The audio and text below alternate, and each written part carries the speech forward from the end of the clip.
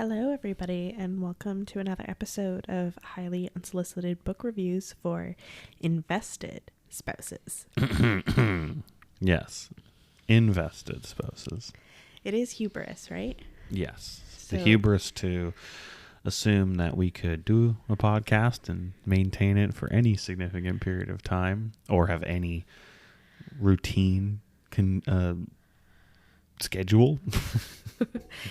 well, after the birth of our daughter, I became even more routine focused than I was before. So I think we got this. Oh, yeah. But I mean, like, routine focused as in your daily routine of finding and scouring Kindle, Kobo, Libby for any good books you can get your hands on. Yep.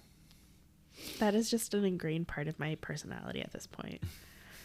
If I don't see you with an audiobook in, I know you're reading an actual book. And if I don't see you reading an actual book or listening to an audiobook, something terrible has happened. I actually think I have 4 books on the go right now. Oh my goodness. I mean, 4 books. How do you even keep them all straight in your head? Mark, you can probably ask me about a book that I read years ago and I'll be able to recall something. I probably won't remember the characters' names, but I'll at least remember what it was about. Well, good thing you won't have to go that far back in your memory, because today we're going to be talking to you about The Duke and I, or rather all of the Bridgerton novels. Bridgerton's, they got a lot of books, so we're going to see how far we can get. I read all 8. Jess has read all 8. I have watched some of the Netflix. What are you doing? What? Can I have a little... I'm thirsty.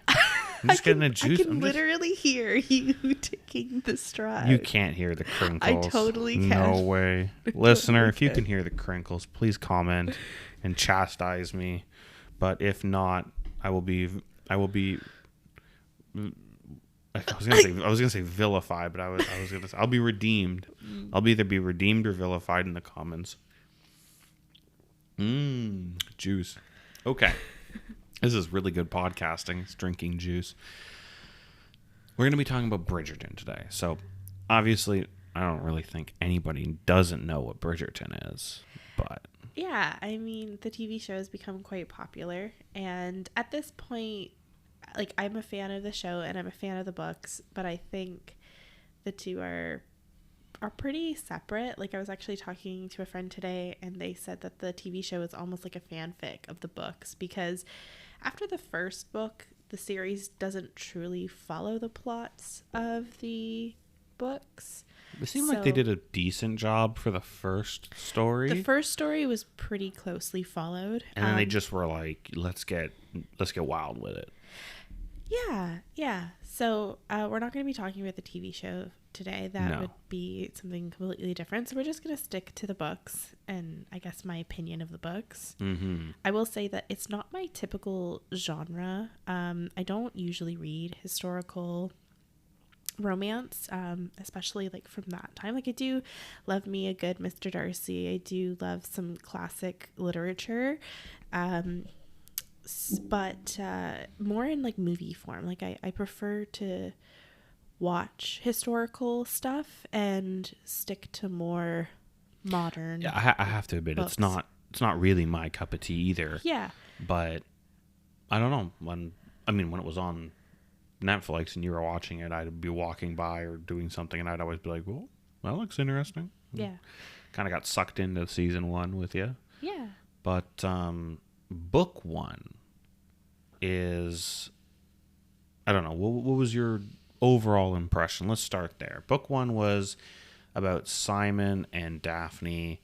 They, Simon is a rake, Daphne is the diamond. She makes her debutante. Basically, they have like a fake relationship, but then turns into a real relationship. And then there's a whole thing about like him. Is the whole thing with him and kid and like his desire not to have kids? Correct. That was in the book? Yep. Okay.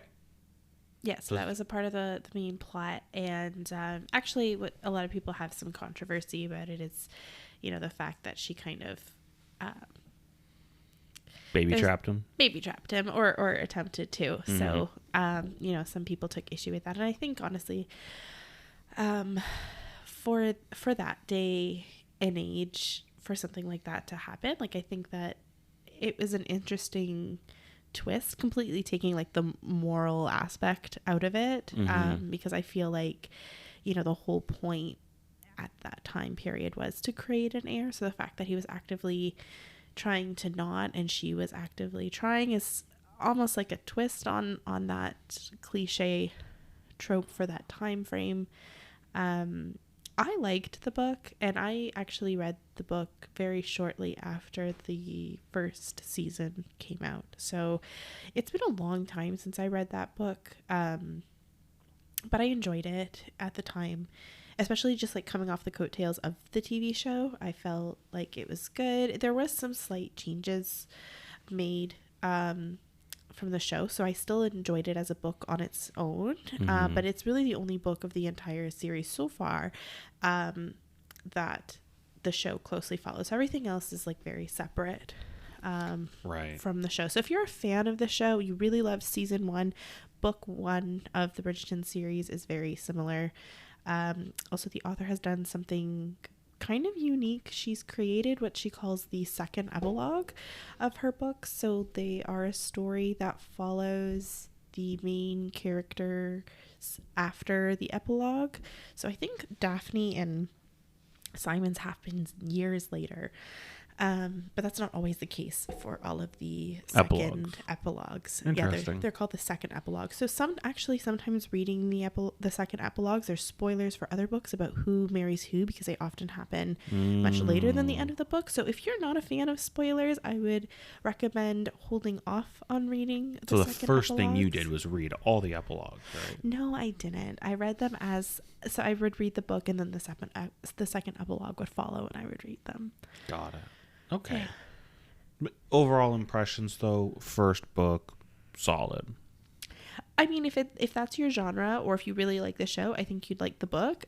To me, I don't think it's like an amazing, like, wow, like everybody should read this book. I think it's good for what it was and what it was meant to be.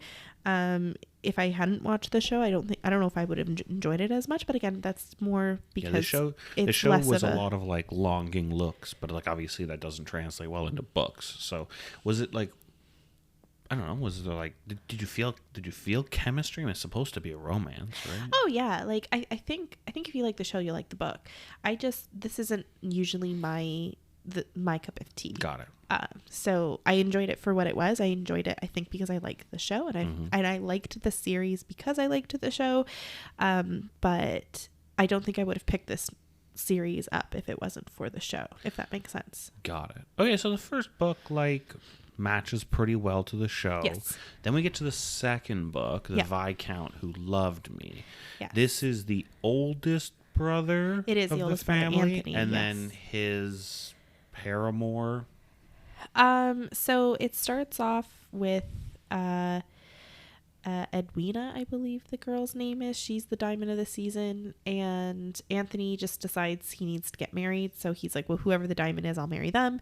And I guess because he's of a high station, being a Viscount,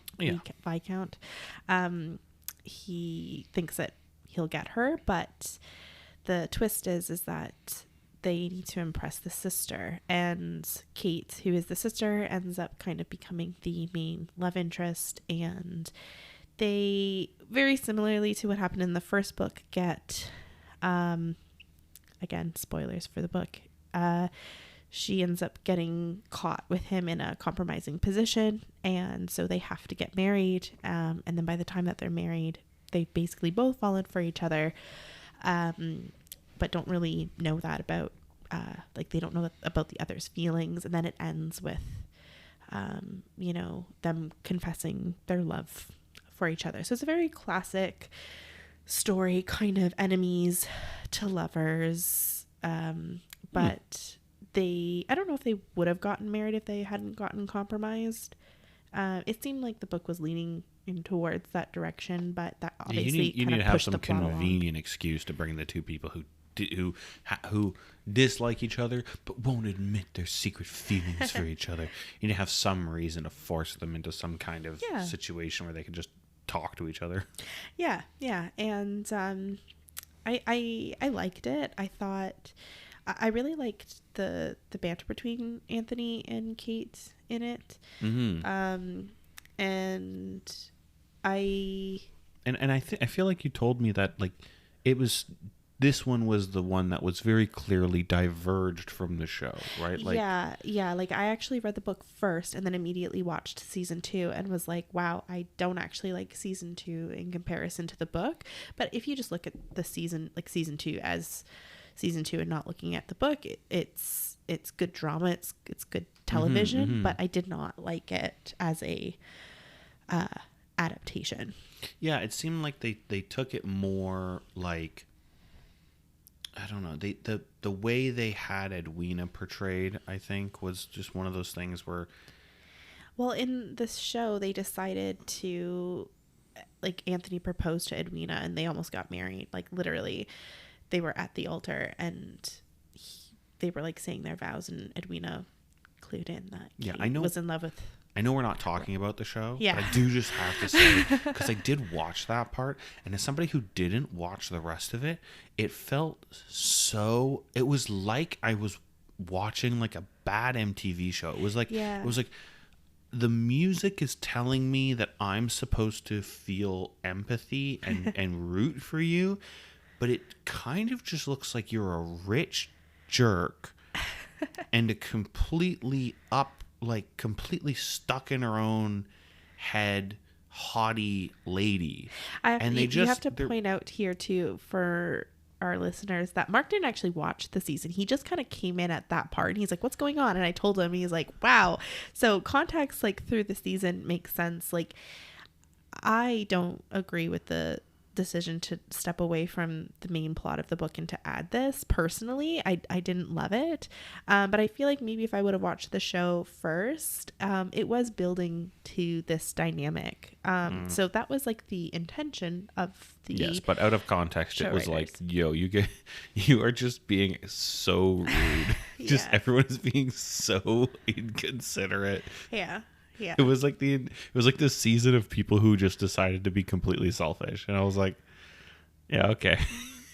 Like being selfish without actually doing anything about it. Yeah. Like, listen, it's all well and good to make a decision for yourself or whatever, but it was just, you know what it was? It was just because the actor's face is so serious, but it was trying to be like a tender moment, and I'm like, this guy, I don't know. It wasn't working for me. Speaking really wasn't. Of Anthony Bridgerton, the actor who plays him is going to be playing Fiyero in Wicked. Fiyero. Mark and I are pretty big musical buffs, so. Okay, I can't do any more, otherwise we're gonna get slapped with a cease and desist. So anyways, I did like the book. Personally, I liked the plot of the book better than the twists of the show, but I did still like season 2, since I guess we're also now talking about the show. Well, I mean, I guess is a part, good to compare and contrast, right? Okay, so now we're getting into some of the other books. We're in book 3. Yes, so this is Benedict's book. So with his wife. Which one's Benedict again? He's the second brother, so each family member. Is he the artist? He is the artist, yeah. Okay. I feel like the show has given way more to the character. So basically everything that I've seen in the show so far wasn't really in the books. Benedict's story, personally, the author decided to go in a Cinderella retelling direction, which was kind of weird because none of the other books really follow a retelling framework, so it was a little bit awkward, I feel like, in the lineup. And there's also like a sprinkle of Pride and Prejudice put in there. Like there's this one scene where Benedict is like coming out of the lake, like how it is in the BBC Pride and Prejudice Okay, moment. all right. So that's I where can get down with buff guys climbing out of lakes. It sounds pretty good. Yeah. So like it was pretty. It was. I mean, as a Cinderella retelling, it wasn't my favorite Cinderella retelling I've ever read, and as a Bridgerton book, it was probably my second least favorite out of the bunch. Just more because I thought the first half of the book could have been the first quarter of the book. Like it kind of went on a little bit. And the entire plot of the book would have just been resolved if the two characters just had a conversation with each other. And to me, I don't love reading books like that. To me, that's just not an enjoyable read to me. Like the miscommunication thing for me. Yes, miscommunication is so hard to read because you're just like this would not happen to a normal person, right? Like exactly. It only and like you can only suspend your disbelief for so long. Exactly. Like, there's an acceptable level of miscommunication I find in almost any media where it's like, okay, these characters know each other.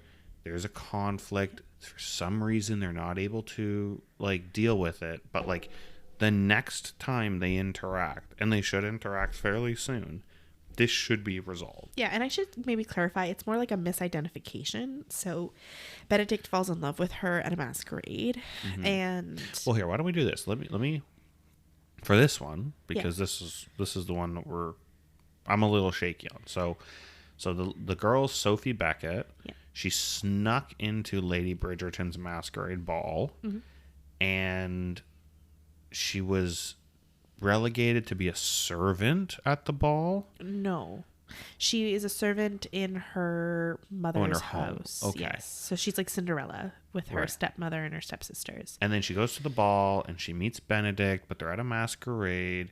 He instantly just falls head over heels for her. Yep.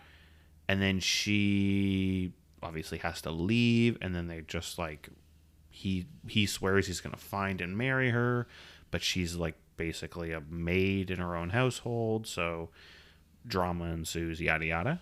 Kind of, yeah. So she is the bastard daughter of I think he's an earl, and so she was raised as like the ward of the house, even though she's the bastard daughter.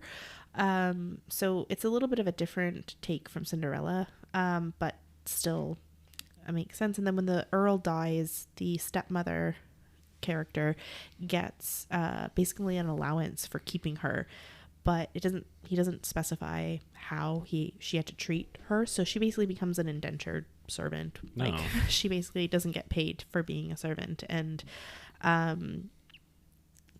she ends up stealing her stepmother's shoes to go to the ball and gets found out and then gets kicked out of the house. And so 2 years pass. Oh, wow. Just and full then time skip. She's literally about to be raped and sexually assaulted. All right. What time skip? 2 years passed to that moment. Like, yes. What the hell? And then Benedict ends up saving her, and they get caught in the rain. But like, okay, yeah. And then Benedict gets sick. Okay. And then she has to take care of him. And so she obviously recognizes who Benedict is, but he doesn't recognize who she is, but he's like falling for her. And he's like, don't worry about your position, because she was a maid for this guy's home that was going to assault her. So he's like, don't worry, I'll get you a place in my mom's house. So he brings her back, but he's like falling for her, but he's like, but I'm obsessed with this girl that I met at the masquerade, so I'm going to ask her to be my mistress. As any reasonable person would do. Right. And so obviously she says no. And then they're kind of like at this stalemate, and then she gets arrested because her stepmother sees her, and she like stole like the shoe buckles on the shoes that she wore to the ball or something. And so her grandmother wants her like arrested, and she like sends her to this prison. She's like making fun of her at this prison. Yeah, and she's like the stepmother goes to the prison cell and is like basically belittling her. And then the Bridgertons just show up and they're like, "That's my fiance, get her out of there." And then they like confess their love for each other. Like it's not a great plot. Oh my god. It's a lot of like what's going on here. Okay, so book 3, bit of a mess. We're gonna We're gonna put it down low. I don't even remember what I rated it. What did I rate it, Mark? Let me check here. We got Storygraph open up, listener. We're checking 3.5 stars. Oh, that was probably a little generous. All right. Fair. Hurtful, but fair. I still enjoyed it. It's just, it was the second least favorite of the bunch for me. All right. Okay, so that's book 3. Mm-hmm. Bit of a mixed bag. Yeah. Now we move on to something a little bit better. Book 4. This is Colin and Penelope. Yeah. So you rated this 4 stars. Yeah, I like that one. That was a good one. You said it was... Let's see. Oh, this is just a review by you. So, plot-driven, strong character development, lovable characters, flaws being the main focus. Yeah, so in this book, Penelope was in love with Colin basically from the moment that she met him. He fell off a horse or something. And yeah. Oh my God. The way that boy bounced off the ground. Yeah. And so then he returns from his travels abroad and basically, I think if I remember correctly, because I just watched season 3, so I kind of have the two plots confused in my mind. But I think what happens... Okay, how about this? I'll give you the description. Okay, yeah, go ahead. So, Penelope secretly has loved Colin for a long time.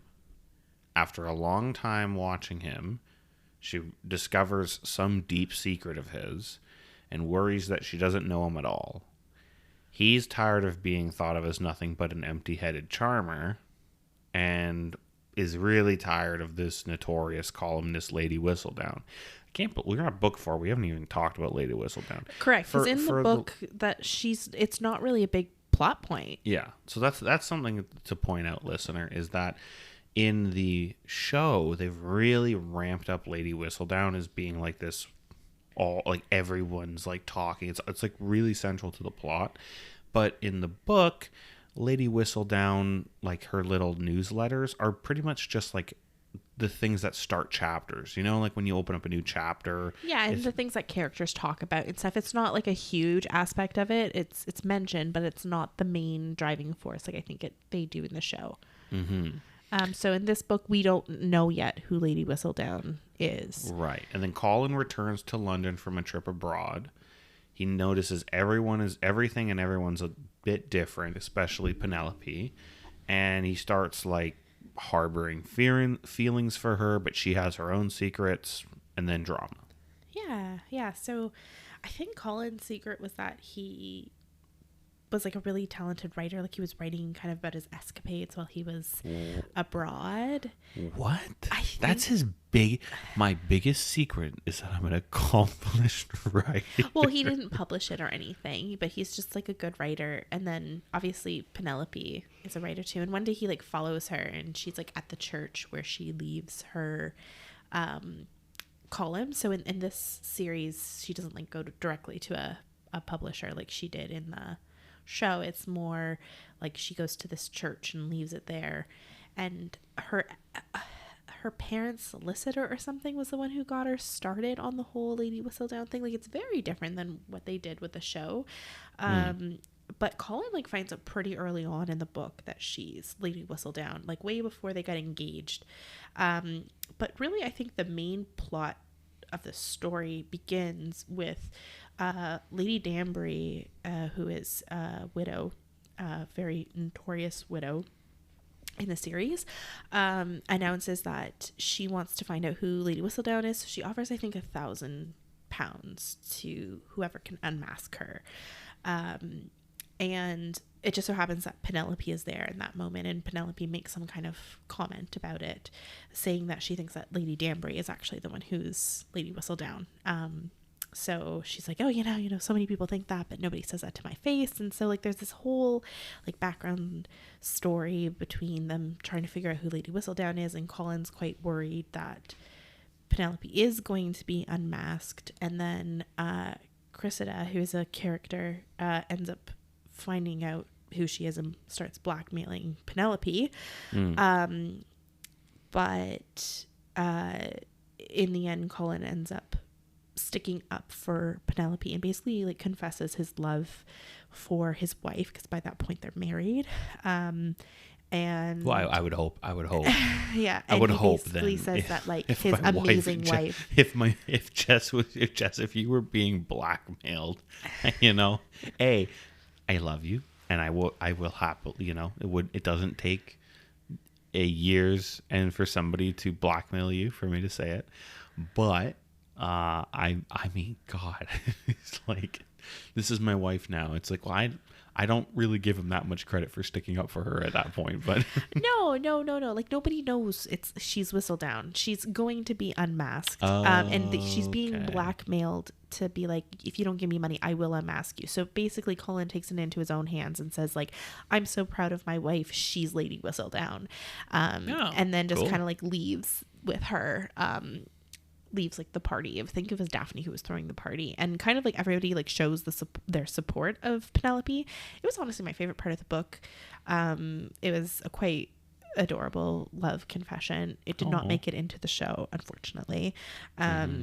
They changed things too much for that to be possible, but their love story is, I think, fairly subtle in comparison to the others. It's more like a pining kind of a thing. It's more like, yeah, Penelope was really pining, and then eventually Colin falls for Penelope, and he kind of like, she like, I think she's like leaving the carriage, and he's like, oh, will you marry me? And she like stumbles on the floor, and then she's like what? So, like, yeah, good anime level. Yeah. Like stumbles out of the carriage. Yeah. Take my hand. Yeah. And so then they go in, and like, he asks her mom permission to marry her, and she's like, oh yeah, of course, yeah. Sorry, the rich, yeah, the rich so, like, second, I feel like the romance son of a viscount wants to marry my daughter. Yeah, no problem. Yeah, so like, it's not like the first few books where, like, the first two books where they got like compromised, and is the reason. It's more like they were pining for each other. But I think the romance almost takes a seat back to the plot. Mm-hmm. Or in adjacent to it. They're kind of parallel to each other. So there is romance, but there's also, I think, a little bit more plot in this book, with consequences. So I did like the story. Yeah, I mean, so yeah, this one you gave it a 4 out of 5. Yeah, I liked it. I think that's a fair assessment from Mm-hmm. everything you've described. Mm-hmm. Is there anything that you would say of these first 4 books? Mm-hmm. General thoughts, feelings? I think, like I said, this isn't usually my style. I actually really hate books that it's a series that each book focuses on a different couple. That's actually like my biggest pet peeve about contemporary romance. So I don't tend to read those types of books unless I'm really, really into it. Like if the first book was really, really good, I'll give the second one a try. So it's really rare for me to enjoy this type of series, and I don't know if I'd like it as much if I wasn't as big of a fan of the show. But I think for what they are, they're decent reads. Benedict's story was probably my least favorite of that first 4, but I still gave it a decent review. Like, I feel like if I really don't like a book, they get 2 stars or below. So, you know, we're approaching that with some of these others. I have to say, Sir Philip did not rank very highly in your score. No, they did not. That was perhaps one of the lowest ranking ones I've seen so far. It is my least favorite of the book, and which is sad because I really liked Eloise in the show, but in the books, I just really could not get into this book. I had to kind of force myself to get through it and finish it. I almost didn't finish the book. That's how much I didn't like it. And I'm once I get into a book, I'm very unlikely to drop it.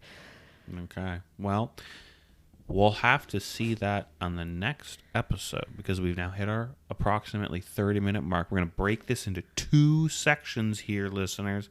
So this has been the Jess's unsolicited review of Bridgerton's book 1 through 4. With some commentaries, I guess, on the TV show as well. Yeah, well, you got to throw a little... I mean, come on. You got to throw a little spice in there. Yeah. And the 3rd season, let's not even talk about it. At that point, we're out of fan fiction territory for the TV show, and we're fully into just like different show. Yeah, different show, different books, same characters. Mm-hmm. I mean, listen, they make it dramatic, they make it fun to watch, but it ain't, ladies and gentlemen, it ain't Bridgerton. Well, Bridgerton has the books. Yeah. But it's not the story the book told. Mm-hmm. But all that to say, thank you for listening. We'll catch you on the next episode where we're going to discuss books 5 through 8, and maybe we'll talk a little bit about some of these epilogues if you've read them. Yeah, I've read them all. For the most part, in the current publications, the second epilogue follows the epilogue of each book. So, Okay. But they were originally posted, I think, on her website, and then as a novel in and of itself, separate to the books. But now, if you read them, like if you buy the digital copies or you listen to the audiobooks, like I did, they're included at the end of the books. Awesome. Well, thank you all for listening. Jess, give us our classic sign off that you do every time without fail and always the exact same. What is it again?